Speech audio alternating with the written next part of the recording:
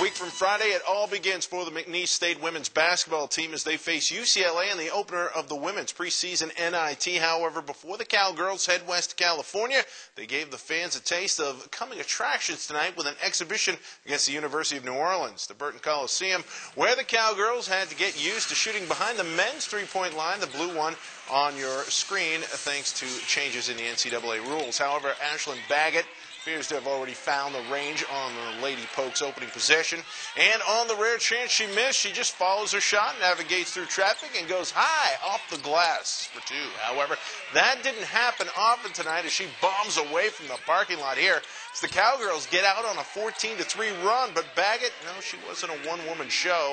Off the miss, Kendra Wells gets the rebound, hits the deck, dishes over to Martika Hull, who makes it look easy. Next, Caitlin Baggett. She swings it over to Candace Lacombe, who goes three-ball, corner pocket good. Ashlyn Baggett finishes with a game-high 21 points. Kendra Wells tallies a double-double as McNeese State rolls 100-42.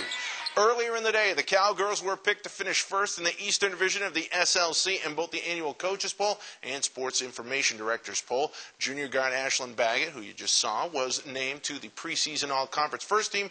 Her twin sister, Caitlin Baggett, was named to the second team. Meanwhile, the McNeese State men finished just behind Northwestern State in the coaches preseason poll. However, they were picked to repeat as regular season champs in the SID poll. Senior swingman Patrick Richard made first team all-conference. The Pokes open the season at Auburn next Friday. Shifting over to the gridiron now, the McNeese State football team is searching for answers to their faded passing attack. And while the problem is obvious, the solution remains a mystery. Sophomore signal caller Cody Stroud has been entertaining more and more guests with different colored jerseys in the Cowboys' backfield. The past 3 weeks, he's been sacked 20 times. The abuse has led to both loss of yardage, possession of the ball, as well as games, 4 straight to be exact, leading head coach Matt Viator to consider the unusual move of changing the post-game plan this late in the season. The times we just ran the ball, we averaged 4.9 a carry. When we just handed the football off and ran it, that's coaching. I mean, we got it. We should have just ran it, and quit trying to mix it up, quit trying to do all this stuff, just run the football, try to squeeze the game, squeeze the time, squeeze it, get to the end of the game, which we've done in years past. I've tried, obviously, to more like what we did against Kansas and more like what we're doing where we can do both and spread it and do some things, and right now we're not having success doing it. We need to go to plan B, obviously.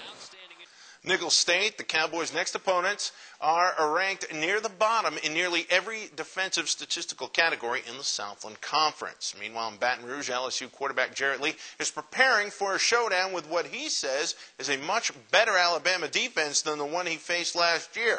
A year ago, Lee and Jordan Jefferson teamed up to do just enough to win a 24-21 thriller that even the Les Miles-Nick Saban rivalry at 2 wins apiece. However, the fifth-year senior has vastly improved as well, making all the right moves to lead his Tigers to an 8-0 start with all 8 victories of the double-digit variety.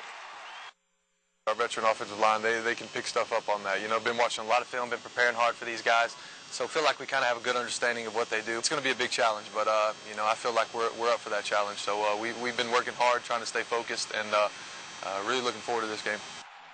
And KPLC will take you right up to kickoff of the big game on Saturday with a live preview show from Tuscaloosa. And high school girls basketball tonight, Lacassine and Fairview, both winners. All right, thanks a lot, Joe. And coming up next, Wade has your cooler wake-up forecast. Stay with us.